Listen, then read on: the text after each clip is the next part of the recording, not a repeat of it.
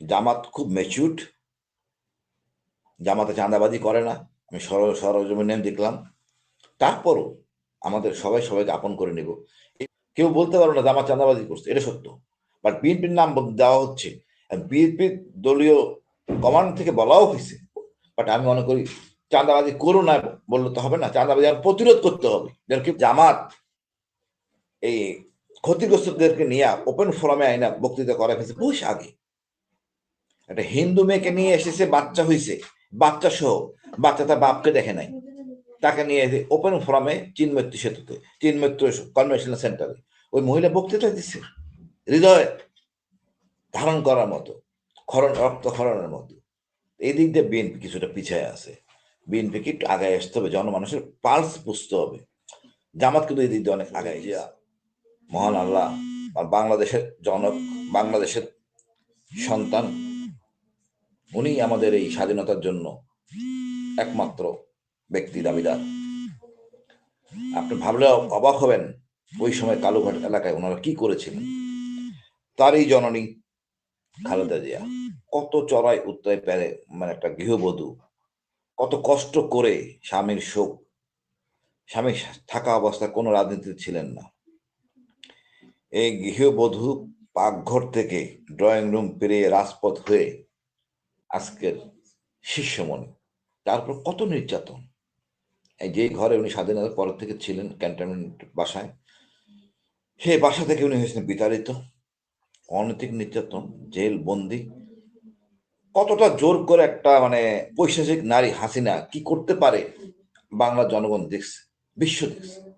মহান আল্লাহ, আমি আল্লাহ কাছে শুক্রিয়া, মা সমতুল্য খালেদা জিয়া, উনি বিজয়টা দেখে গেছেন। এটা বড় প্রাপ্তি, এটা বাংলার জনগণের বড় প্রাপ্তি, উনি বিজয়টা দেখে গেছেন। আমরা আশা করব উনি যে সুচিকিৎসা দেশে ফিরে আসবেন, নেতৃত্বের হাল ধরবেন, বাংলাদেশের ঐক্য, জনতার ঐক্য, দেশের ঐক্য, আমাদের এই ঐক্য ধরে উনি ইনশাল্লাহ সামনে এগিয়ে নেবেন দেশটাকে। তবে বলবো, একজন সৎ সাহসী নেত্রী বলতে যা বুঝায়, বিপ্লবী নারী, মানে আপসহীন নারী, সবটা ওনার জন্য প্রযোজ্য। এবং আমি জানি না এটা কতখানি বলা হবে, আমি সেনাবাহিনীর 3টা রাষ্ট্রীয় খেতাব পেয়েছি, বীর প্রতীক, বিপিএম রাইফেল পদক। 3টা খেতাবই উনি আমাকে গলায় পরিয়ে দিয়েছেন। আমি প্রথমবার গুম হওয়ার পর উনি চট্টগ্রামে প্রকাশ্যে বলেন আমার কথা। আমি ব্যক্তিগতভাবে কৃতজ্ঞ, আমি আবেগপ্রবণ যে আমাদের নেত্রী চিকিৎসার জন্য যাচ্ছেন। সুস্থ হয়ে ফিরে আসুন, দেশটা আমাদের, রাজনীতি করব গণতন্ত্রের পেরিমিটারের মধ্যে, হিংস্র হব না আওয়ামী লীগের মতো। এটার অভিশপ্ত দল, অভিশপ্ত লীগ বলবো, আমি আওয়ামী লীগ বলতে চাই না, অভিশপ্ত লীগ। আমাদের গণতন্ত্রের মধ্যেই আমরা থাকবো, দেশ আমাদের, জনগণ আমাদের, আমাদের কাঙ্ক্ষিত অর্জন, লক্ষ্য, উন্নয়ন, গরিব দেশ থেকে উত্তরে আমরা সবাইকে নিয়ে একটা সমর্যাদাপূর্ণ রাষ্ট্র পরিণত করব। এখন আপনি যে বিষয়টা বললেন, জামাত এবং বিএনপি, এখন রাজনীতির মাঠে সময় খুব কম, নির্বাচন হবে, তার আগে তো প্রস্তুতির ব্যাপার আছে। সব দলের এই নেতৃত্ব শূন্য অবস্থায় নেতাদের অনেক দুর্নাম ছিল, তারপরে গুণগান ছিল, ত্যাগী ছিল, ওকে জেলবন্দি। এখন সবাই আসলে কিছু একটা দেখানোর জন্য করে। তারপরেও দেখতে হবে এই যে গত 3টা টার্ম এই ইয়াং জেনারেশন ভোট দিতে পারে নাই, এই ভোটটা নিতে হবে না? তো ভোট নিতে গেলে কিছু তো বলতে হবে, নেগেটিভ বলেন পজিটিভ বলেন সবাই সবাই বলবে। তবে একটা জিনিস রাজনীতি দেবী, জামাত বিএনপি দুইজনের জন্যই বলবো, এই ইয়াং জেনারেশন ভোটটা পেতে গেলে আপনাকে ভারতীয় সেন্টিমেন্টটা মাথায় ধারণ করতে হবে। আপনাদের ফেলানির লাশ যদি পিছনে, মাথার পিছনে না রাখেন, এই 3 জেনারেশনের ভোট আপনি পাবেন না, অর্থাৎ 15 বছরের নতুন প্রজন্মের ভোট আপনি পাবেন না। যে ধারণ করবে সে পাবে। আমাদের বাঁচতে হবে, এগিয়ে যেতে হবে। জামাত ধর্মীয় মূল্যবোধ সম্পন্ন একটা দল, বিএনপি জাতীয়তাবাদী দল, দুইটাই আমাদের দরকার আছে, দুইটাকে আগায় নিয়ে যেতে হবে।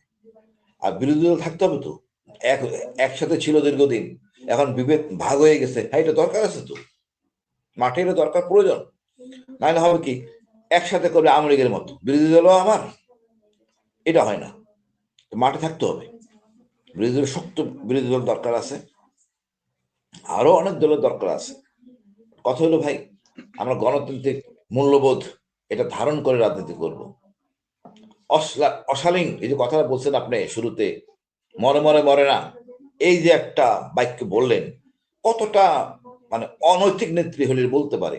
আমরা সেই ভাষায় যাব না, একে অপরের সম্মান করে রাজনীতি করব, করা উচিত। আমাদের আগামী প্রজন্ম কিন্তু সব বুঝে গেছে। ৭১-এর সময় বলা হয়তো কর্ণফুলী পেপার মিলের পেপার বানানো হয় বাংলাদেশে, পাকিস্তানে পাঠানো হয় সিল মারার জন্য, তারপরে বাংলাদেশ পাকিস্তানে নিয়ে পূর্ব পাকিস্তান আনার পর দাম বৃদ্ধি হইতো। এই যে ভুয়া জিনিসগুলি আমরা শিখছি, ভুয়া জিনিসগুলি শিখানো হয়েছে আমাদের, এখন জনগণকে এই জেনারেশন ছেলেরা বুঝে। ডালিম অনেক কথা, ম্যাডাম ডালিম অনেক কথা বলে গেছেন, বাট আসল বাস্তবতা আমরা আমাদের স্বাধীনতা থেকে শুরু করে শুরুটাই ছিল মিথ্যার উপর, শুরুটাই হয়েছে মিথ্যার উপরে। আমি ওই বিষয়ে পরে আসবো, তবে এটা বলবো জামাত খুব ম্যাচিউরড, জামাতে চাঁদাবাজি করে না, আমি সরজমিনে দেখলাম। তারপরও আমাদের সবাই সবাইকে আপন করে নেব, এইভাবে গণতন্ত্র যাবে ইনশাল্লাহ। ধন্যবাদ ভাই। আমি আরেকটু আপনার কাছে আসি যে রাজনীতিতে প্রতিপক্ষ থাকবে, বিরোধী দল থাকবে, অবশ্যই হাসিনার মধ্যে যেন ডামি না হয়ে যায় সবাই, এই বিষয়টা আপনার অবশ্যই সঠিক। কিন্তু বর্তমানে যে জামাতের দুই দলের নেতা কর্মীদের যেরকম বক্তব্য দেখতে পাচ্ছি, বিশেষ করে রুহুল কবির রিজভী সাহেব, তিনি জামাতের ৭১-এর বিষয়টা নিয়ে বারবার বক্তব্য দিচ্ছেন, ৭১-এ জামাতের অবদান। অপরদিকে জামাতের লোকজন বিএনপির চাঁদাবাজি টেন্ডারবাজি করছে, এরকম বক্তব্যগুলো দিচ্ছেন। এগুলি কি আসলে রাজনৈতিক বিরোধিতার খাতিরে বিরোধিতা, নাকি বিদ্বেষ থেকে একে অপরের প্রতি এরকম হচ্ছে? দেখেন ভাই, ৭১ সালের আমি গোলাম আজম সাহেবের সাথে ব্যক্তিগতভাবে কথা বলছি, এবং গোলাম আজমের ছেলে আজমি ছিল আমার সিনিয়র, তার জন্য আমি বললাম কেন নেতা আপনি জয়েন করেন নাই এই আন্দোলনে?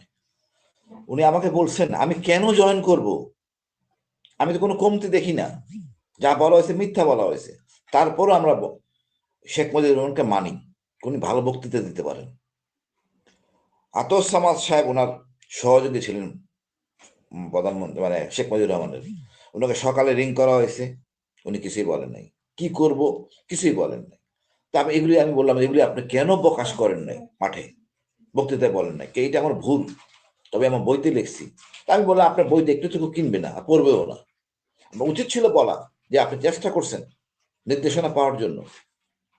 এখন বাস্তবতা দেখেন ভাই, আমাদের কি পড়াশোনা করানো হয়েছে, যে আন্দোলন আমরা করছি তার ফসলটা আমরা কি পাইছি?